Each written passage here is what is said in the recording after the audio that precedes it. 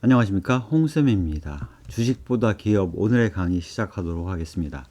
예, 오늘은 중급자를 위한 기업 분석 강의의 마지막 그 강의로서 참고도서, 그러니까 주식 투자를 함에 있어서 참고할 만한 책들을 알려드리려고 합니다. 일단 제가 그 참고할 만한 책으로서 고른 책의 기준은 실적을 통해서, 즉 부를 축적을 함으로써 자신의 투자가 내지는 자신의 투자 방법이 옳다라는 거를 자신 스스로가 입증한 사람들이 자신의 경험, 자신의 철학을 담은 책들을 위주로 선정을 하려고 합니다. 선정을 했습니다. 무슨 얘기냐면, 책을 쓸 수 있는 사람들은 많거든요.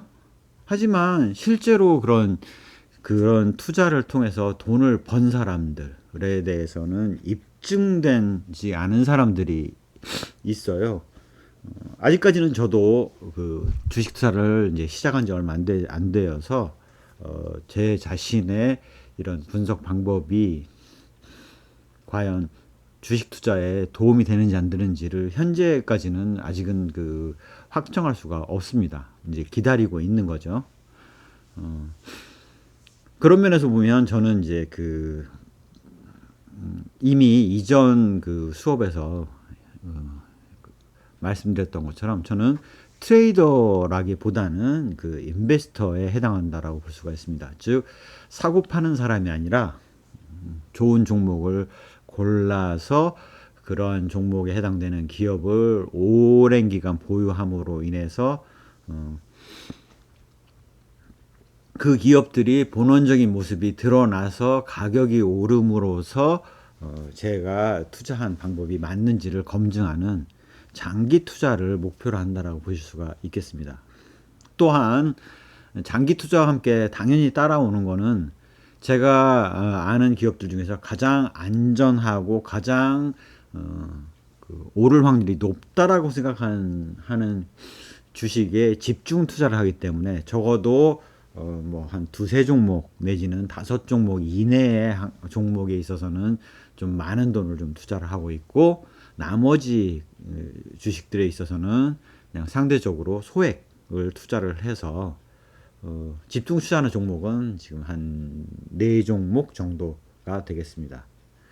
이렇게 집중 투자를 하게 되면 당연히 분산에 따른 혜택을 볼 수 없다라는 한계점이 있죠. 현대 포트폴리오 이론에서는 그래서 분산 투자를 하라고 얘기를 하고 있는데, 실제로는 분산 투자를 할 거라면 굳이 이런 그 개별 종목을 열심히 분석할 필요가 없고 그냥 인덱스 펀드에 그 투자를 해버리면 되는 거죠.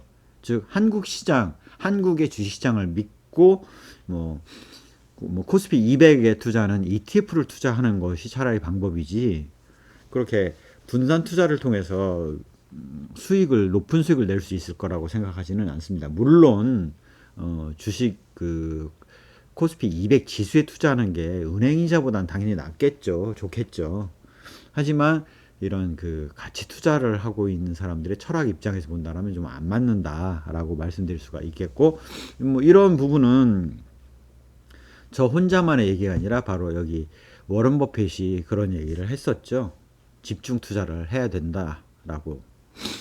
예. 그런 면에서 그러면 우량 기업을 고른다라고 하는 의미, 좋은 기업을 고른다라고 하는 의미에서 봤을 때 어떤 주식을 골라야 되느냐에 대한 참고가 될 만한 책, 또 그 중에서 실제 그러한 철학을 통해서 돈을 번 사람들이 하는 얘기를 담은 책들을 위주로 설명을 드리는 겁니다.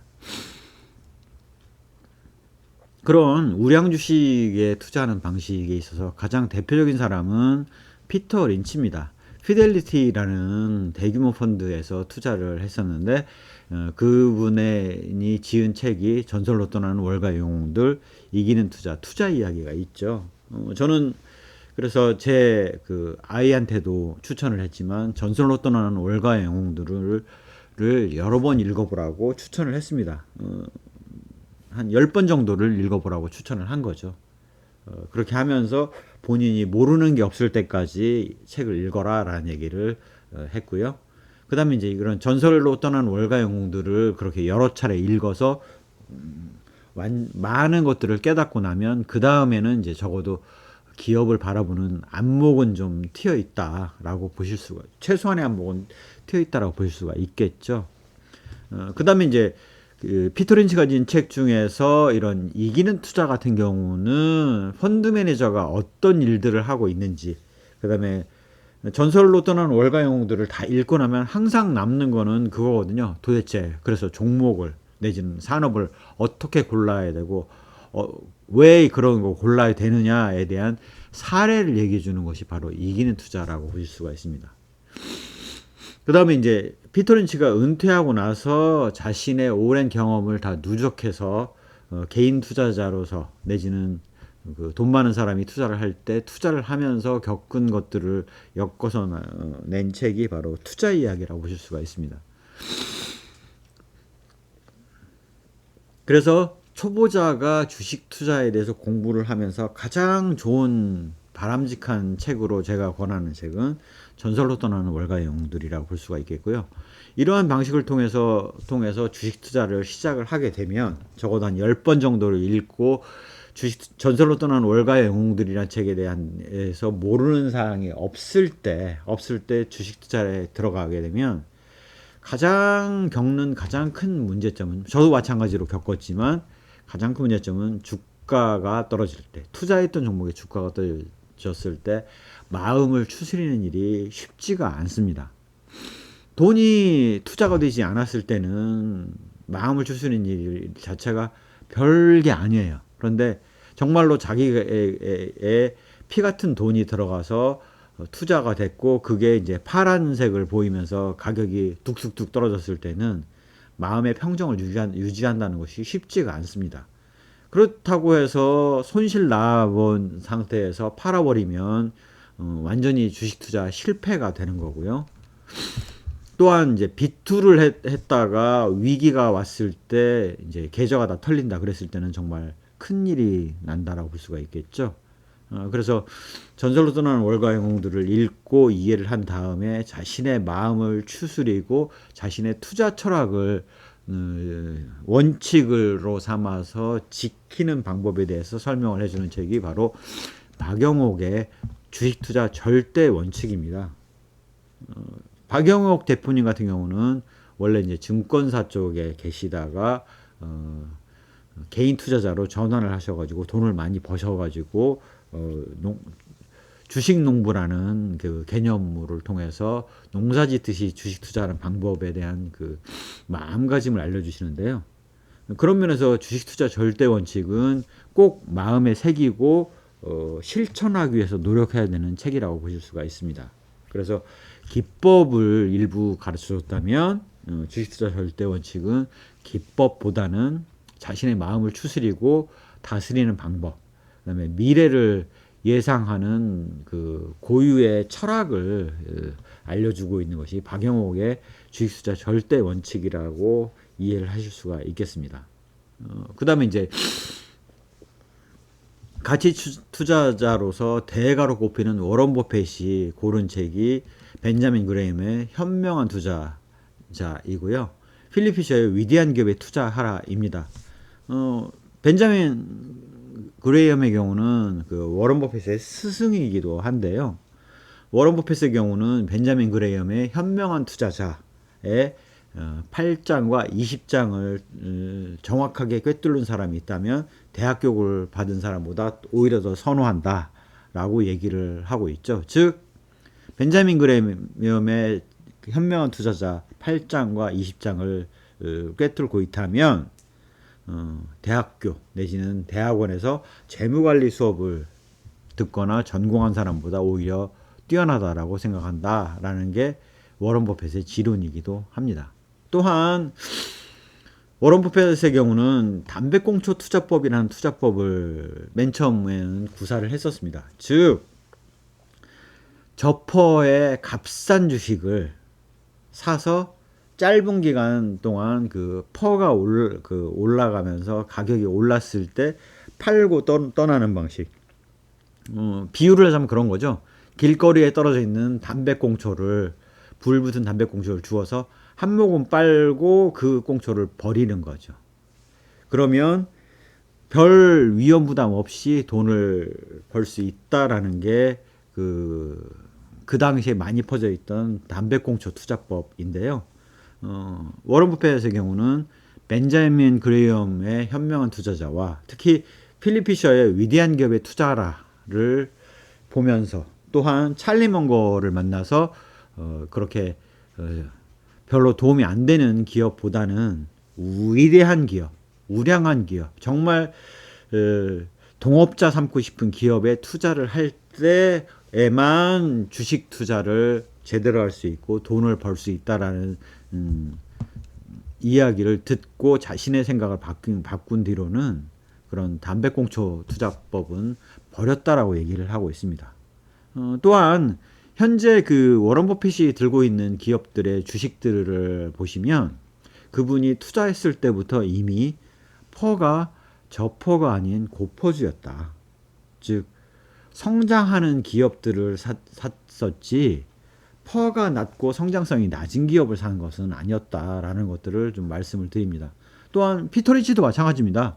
피터 린치가 샀던 기업들은 워런 버핏이 대형주를 산 거에 비한다면 스몰캡 위주로 사서 10배거 즉 10배가 되는 주식들로 투자를 많이 했었었는데요. 그때도 피터 린치가 산 주식들은 저퍼주는 아니었었습니다. 물론 저퍼주가 이면서 그런 게 있다라면 좋겠지만 그거는 이제 시장 내 정보의 그 흐름이 원활하지 않았을 때 말 그대로 벤자민 그레이엄이 활동하던 1930년대 대공황 시기에 주식 투자 시점에나 그랬었지 지금의 경우는 그렇게 저퍼주를 투자를 할 때는 저퍼주는 저퍼주인 이유가 다 있다라고 이해를 하시면 될 것 같아요. 그런 면에서 박영옥, 벤자민 그레이엄, 필립 피셔를 읽는 것이 굉장히 중요하고요. 워런 버핏의 경우가 이런 벤자민 그레이엄의 현명한 투자자, 위대한 기업의 투자라라는 필립 피셔의 책에서 가장 영향을 받았다. 뭐 이렇게 얘기를 하죠. 벤자민 그레이엄에서 70%, 필립 피셔에서 30%의 영향을 받았다라고 얘기를 하고 있습니다. 가장 닮고 싶은 사람이 워런 버핏이고 워런 버핏의 제자다라는 것들을 자처하는 사람들이 많은데 막상 그 제대로 읽지 않은 경우가 많은 것 같아요. 워런 버핏은 본인이 책을 진 것이 없습니다. 그러면 지금 워런 버핏으로 나온 시중에 엄청나게 많은 책들은 무엇이냐? 대개는 워런 버핏이 했던 강연을 요약하거나 워런 버핏이 주주서한, 버크샤이 서웨이의 그 경영자로서 주주에게 보내는 주주서한을 요약 정리를 하거나 내지는 버핏이 버크샤이 서웨이 주주총회를 매년 한 번씩 열고 있죠. 그래서 그 매년 주주총회를 통해서 주주가 물은 거에 대해서 솔직하게 답변한 내용들을 요약한 책이 있는데 저는 이제 주주서한과 주주총회의 그 Q&A에서 나온 이야기들을 다 읽어봤습니다.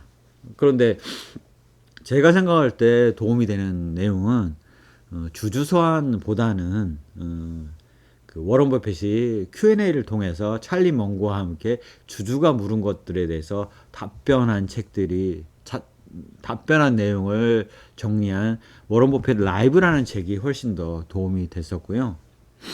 다만 워런 버핏 라이브를 먼저 읽는 걸 추천하지는 않습니다. 왜냐하면 전설로 떠나는 월가의 영웅들, 주식투자 절대 원칙, 현명한 투자자, 위대한 기업에 투자를 하라라는 내용을 다 읽고 이해하고 숙지한 상태에서 워런 버핏 라이브에서 하는 이야기들을 살펴보면 워런 버핏이 이런 이야기를 하는 것이구나라는 것들을 느낄 수가 있는데 그런 것들을 읽지 않고 그런 것들을 숙지하지 않은 상태에서 워런 버핏 라이브를 읽게 되면 중구난방식으로 도대체 무슨 소리를 하는지 알 수가 없는 그런 오해를 부를 수 있는 가능성이 있기 때문에 워런 버핏 라이브는 이런 그 전설로 떠오르는 월가의 영웅들로부터 위대한 기업에 투자하라까지를 다 읽고 나서 읽어보면 도움이 되실 것 같습니다.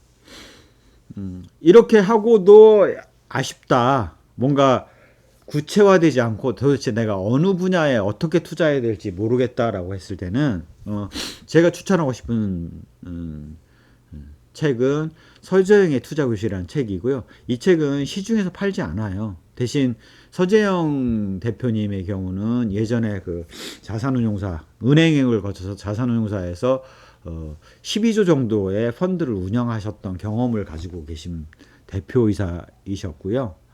이분이 그 자신의 그 투자에 관련된 기법들, 보는 관점, 그냥 펀드 매니저로서 투자하는 방법들에 대해서 설명을 유튜브에서 이렇게 하고 있습니다. 그래서 요 내용을 읽어보시고 또 이분이 그 본인이 유튜브에서 했던 내용들을 요약 정리해서 만든 책이 서재영의 투자교수라는 책이 있고요. 이분이 이 책을 구매하면 책을 2권을 주세요. 동일한 책을 2권을 줍니다. 그래서 저는 제가 이걸 사서 한 권은 제 아이에게 선물을 했습니다. 그만큼 이 내용들이 굉장히 좋습니다. 그래서 가장 마지막으로 여러 번 읽기를 권하는 책은 바로 서재영의 투자교실. 출발은 전설로 떠나는 월가의 영웅들로, 마무리는 서재영의 투자교실로 하실 것을 추천드립니다. 물론 저는 이 책들을 다 사서 보지 않았어요. 산 책도 있지만 아닌 책들이 많습니다. 주로 도서관, 공공도서관에서 빌려서 봤고요.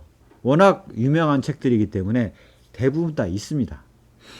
그래서 주식에 관련된 이런 책들을 읽으면서 사지 않고 빌린 데는 이유가 있습니다. 첫 번째는 빌려서 봄으로 인해서 의무감을 갖고 주어진 기간, 대출 기간 내에 봐야 되는 거죠. 또한 내가 책을 들고 있지 않기 때문에 그 책에 대해서는 읽고 그 책으로 끝내는 게 아니라 그 책을 파워포인트에다 요약 정리를 했습니다. 그래서 다 요약 정리를 해가면서 봤어요. 그렇게 함으로 인해서 내가 요약 정리해서 책임을 지고 읽었고, 또한 내가 잊어버렸을 때쯤 됐을 때는 바로 내가 요약한 파워포인트 파일을 다시 보고 있다라고 말씀드릴 수가 있겠습니다. 최근에는 워런 버핏 라이브라는 책의 내용에서 모든 내용을 요약하지는 않았지만 주식 투자와 관련돼서 의미 있는 내용들만을 추려서 요약 정리를 했고요. 그 다음에 그런 정리한 것들에 이 각각 연도별로 다뤄진 주제들이 여러 개 있지 않습니까? 그래서 관련 주제를 묶어서 예를 들어서 뭐 가치 평가를 할 때 어떻게 하는지, 그다음에 기업 인수를 할 때 어떤 관점을 갖고 있는지, 위험을 뭐라고 생각하는지와 같은 것들을 모아서 정리해 봄으로 인해서 워런 버핏의 생각을 조금 더 깊이 있게 이해하려고 하는 작업들을 하고 있습니다.